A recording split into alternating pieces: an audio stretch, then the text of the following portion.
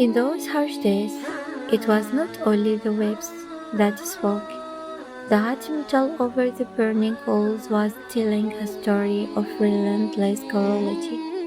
Imagine that terrifying scene: tired bodies bound in heavy chains, covered in sweat, surrounded by continuous laughter and mockery from all sides. Have you lived the religion of your forefathers and followed Muhammad? In that dreadful moment, as the glowing red metal came closer to bare skin, only one single sentence separated torture from safety. Just one sentence was enough to stop all that pain, to accuse the messenger of Allah, peace be upon him, of lying. Allah forbid. But how could a heart that had tasted the sweetness of faith speak falsehood? All this brutal torture happened only because they stood firm and said, "My Lord is Allah. Allah is one. There is no God but Him." The light of faith filled their entire souls, making the fear burning vanish. They stood their ground and faced every threat with bravery. Seeing this unbreakable faith, the cruel tormentors grew furious and pressed the burning metal against the skin of the believers. Heart-breaking screams filled the air until the victims lost consciousness from the unbearable pain.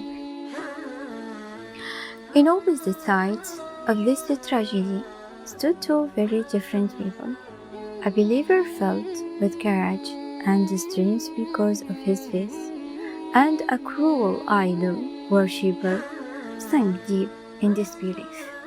Their goal was not just to kill the body, but to break the spirit and force him to give up his religion. Years passed, but the deep scars remained alive on their skin, not as marks of shame, but as badges of honor proving their true faith. The believers used to be laid on their backs up in burning coals, while the torturer stepped on their chests until the fire was put out only by the fat melting from their parent backs. Imagine all that cruelty, and imagine, in contrast, the deep peace and the strength that filled those souls as they looked back at those moments. Quraysh was not just fighting new ideas, they were fighting a system that threatened their pride and arrogance. How could a new religion openly declare that a poor tortured slave was better and more noble in the eyes of Allah than his wealthy, powerful master? This religion came to change the entire meaning of life. How could black and white be equal? How could the rich and the poor, the noble and the humble, the slave and the free man be equal? How could all of them be called brothers? How could a young boy like Ali, noble men like the Prophet Muhammad, peace be upon him, and Abu Bakr, and a weak slave, all sit together in one circle, talking as if they were a single soul? What kind of religion gives young girls their value, allows women to speak, and places paradise under the feet of mothers? This faith came to tear down injustice and build a world of fairness and mercy. But Quraysh, even though they believed in Allah as a creator, refused to let Him guide their laws. They foolishly thought they could oppress however they wanted, believing that Allah would leave humanity in darkness without sending his divine justice. Accepting Islam was never an easy decision. It required courage beyond imagination. Look at what was happening in Mecca. Believers dragged across the burning sands under the scorching desert sun, with heavy hot rocks placed on their chests. Young people locked inside their own homes and starved by their own fathers.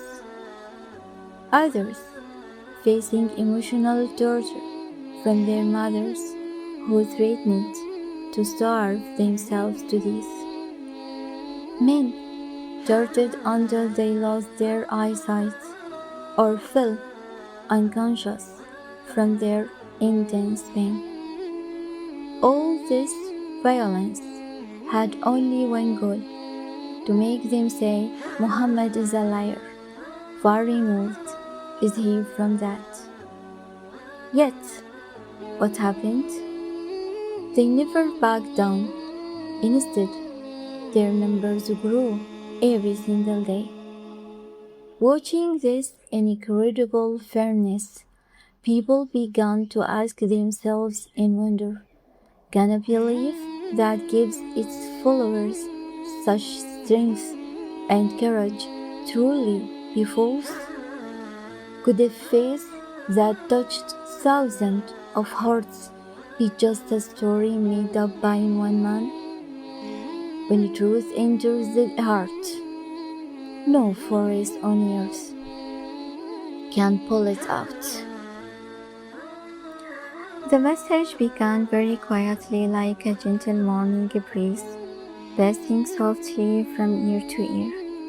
At first, the leaders of Quraysh pretended not to care, but as the number of Muslims grew, they turned to mockery, insults, and false accusations, calling the Prophet Muhammad, peace be upon him, a liar and a sorcerer. The very man they used to call the trustworthy, when insults failed, they turned to open chowder. Yet, Islam was like the sun. No one could put out its light. To protect the new believers during the first 3 years, they desperately needed a safe place to gather, a sanctuary where they could learn the Quran and strengthen their faith away from danger. Abu Bakr's house? No, everyone knew him, and eyes were always on his home. The houses of Az-Zubayr, Talha, or Uthman, all were famous names, and visiting them was far too dangerous. While the believers longed to learn and felt trapped by fear, help came from the most unexpected place, right from the family of the Pharaoh of this nation, Abu Jahl. Allah raised a young hero who was only 17 years old, Al-Arqam bin Abi Al-Arqam. May Allah be pleased with him. He was a young, newly married man who owned one of the most beautiful houses in Mecca, located on Mount as-Safa. It had a spacious courtyard and a quiet garden, hidden away from watchful eyes. Al-Arqam could have said, "Let me live a peaceful life with my wife. Why should I put myself in danger when my own uncle is Abu Jahl?" Instead, he didn't hesitate. He opened his door, turning his home into the very first school in Islam, Dar Al-Arqam. From that quiet haven, the foundations of the nation were laid, starting a journey that would eventually reach the ends of the earth. Inside those quiet walls, a new dawn was secretly rising. But who were the brave souls sitting in that room, absorbing every verse with devotion. You might be surprised to learn that they were not old men, but a passionate generation of young hearts ready to change the world. When we think of the companions who gathered in that house, we don't just see old men, we see a rising generation of young heroes. Ali bin Abi Talib, 10 years old. Abdullah bin Umar, 13 years old. Zayd bin Harith, 15 years old. Abdullah bin Mas'ud and Zubayr bin Al-Awwam, 16 years old. Talha bin Ubaidullah, Abdurrahman bin Auf, Al-Arqam, and Sa'ad bin Abi Waqqas, 17 years old. Mus'ab bin Umair, between 18 and 20 years old. Jafar bin Abi Talib, 22 years old. For 3 whole years, Dar Al-Arqam remained their secret sanctuary, hidden from Quraysh. There, they received the divine revelation and filled their hearts with deep certainty and faith. But was this message meant to stay hidden forever? Of course not. Word had already begun to spread, and the time had come to speak the truth openly. Then came the divine command that placed a heavy responsibility on the Prophet's heart. وَأَنذِرْ عَشِيرَتَكَ الْأَقْرَبِينَ. Talking to strangers can be easy, but trying to convince the people closest to you to change everything they know is one of the hardest things in the world. The Prophet, peace be upon him, felt the weight of this great message. He stayed inside his home for days, preparing his heart and his plan. When the time came, he kindly invited his family for a warm meal. Around 40 men from his family gathered, including his uncle Abu Lahab. The Prophet, peace be upon him, cut the meat with his own hands and said with a great warmth, "Eat in the name of Allah." He didn't eat with them. He was watching their faces, waiting for the right moment to speak from his heart. The guests ate until they were completely full. When they finished, they looked at each other in total surprise. "Do you see what I see?" "Yes. How did this happen?" A peaceful miracle of a blessing had taken place in the house. The food was still there, completely untouched, as if no one had eaten a single bit. Ali, may Allah be pleased with him, who was only 13 years old at that time, looked at that scene with wonder and later said, "The food was originally only enough for one man." As everyone began to whisper in amazement, the Prophet, peace be upon him, stood up to explain the lie behind this miracle, but a harsh voice suddenly stopped him. Abu Lahab stood up angrily and said with harshness, "We have never seen magic like this before." How sad it is when a heart becomes so cold that it sees a true miracle as magic. Allah broke the rules of nature to show them a sign, but jealousy blinded Abu Lahab. He then threw painful words at the Prophet, peace be upon him. "I have never seen anyone bring so much harm to his own family as you have." These harmful words filled the room with sadness. The Prophet, peace be upon him, didn't get a chance to share his gentle message, and his relatives left the house one by one in heavy silence.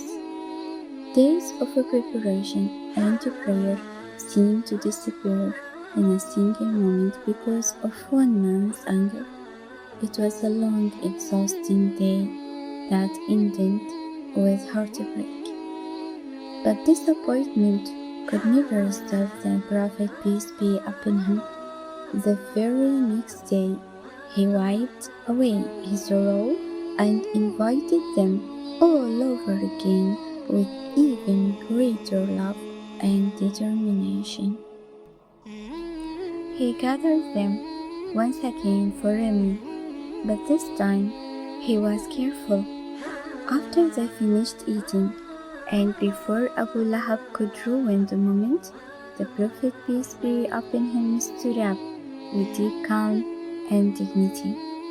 Imagine being there in that room, listening to his soft voice. All praise is for Allah. I praise Him, seek His help, believe in Him, and trust Him completely. And I bear witness that there is no God but Allah alone. Then he looked at them with pure love and said, a leader never lies to his own family. By Allah, if I were to lie to all of humanity, I would never lie to you. I invite you to Allah alone, and I am His messenger to you specifically, and to all people. He continued with words that touched the deepest part of the soul. By Allah, you will die just as you go to sleep, and you will be raised back to life just as you wake up. You will be held accountable for everything you do, and it is either eternal paradise or eternal hellfire. He concluded his gentle message. I invite you to do light words on the tongue, but heavy on the scale. I bear witness that there is no God but Allah, and I bear witness that Muhammad is the messenger of Allah. Who among you will accept my call and be my helper? A heavy silence filled the room. No one moved and no one spoke. Suddenly, through that painful silence, a brave young voice broke the quiet. It was the voice of young Ali. O Messenger of Allah, I will support you, even though I am the youngest among them. The Prophet, peace be upon him, asked a second and a third time, hoping one of the elders would step forward. But every time the room stayed silent, and the only hand raised in the air was that of the young boy. Yet, that single hand was all he needed. It was the hand chosen by Allah to stand by his side from the very beginning. At that moment, the family split into two paths. Abu Lahab's path of anger, warning them, stop him before others join him. If you follow him, you will be disgraced, and if you protect him, you will be killed. And the path of his other uncle, Abu Talib, who stood up in anger against Abu Lahab's cruelty, shouting in his face, "You coward! By Allah, we will protect him." And so, that night was not just a dinner with family. It was the very first step on a long journey of patience and faith. Between a young hand raised to support the truth and uncles divided between hatred and protection, the light of Islam began to cut through the darkness, afraid of no threat. But how will all of Makkah react when this message leaves the house and spread through the streets. And what lies ahead for this brave young boy and the believers who followed him with all their hearts? We will witness it together in our next episode. Send prayers. Apin Muhammad.